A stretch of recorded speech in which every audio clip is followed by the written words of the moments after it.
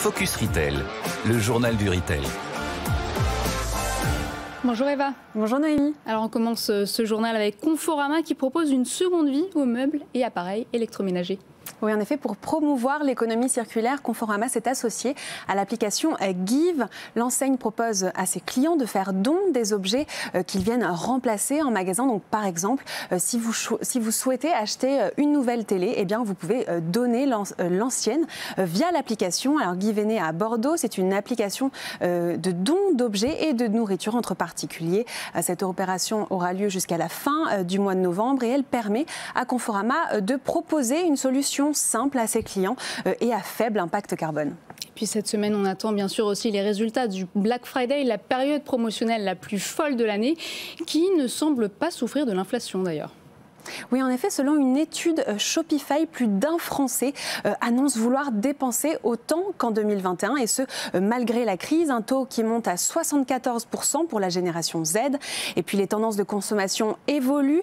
44% des consommateurs français de la Gen Z déclarent vouloir acheter sur YouTube. En effet, le social commerce pourrait, selon Émilie Benoît-Vernet, directrice de l'expansion de Shopify Europe en Europe du Sud, eh bien, représenter 1,2 milliard de dollars en 2025.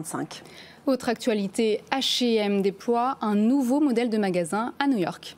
Oui, H&M casse la routine avec ce nouveau concept en test pour un an dans le quartier de Brooklyn, une boutique de 550 mètres carrés qui mise sur l'expérience et qui allie le style, la culture et des expériences exclusives. Alors les collections du magasin changeront tous les 3 mois environ pour proposer une ambiance et une sélection d'articles différents. Ce nouveau magasin exposera également des marques locales originaires de Brooklyn, dont un marchand de café, un kiosque, un magazine et un disquaire. Alors pour la première édition, le magasin s'inspire de sa campagne pour les fêtes de fin d'année et qui rappelle une brasserie française, la brasserie N. La boutique utilisera également des innovations technologiques comme des miroirs intelligents dans les cabines d'essayage. Et justement, en parlant des fêtes de fin d'année, Bloomingdale lance un magasin virtuel multimarque.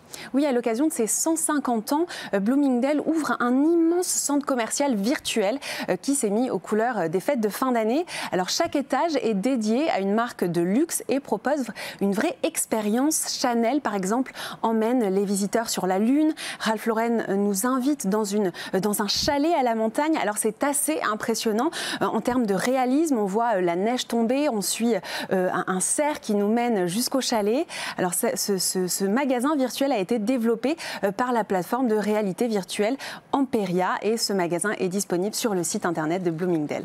Et la mode des collections capsules des discounters est de retour. Après avoir lancé sa marque de vêtements cet été, Aldi propose à présent sa ligne de vêtements de sport au Royaume-Uni.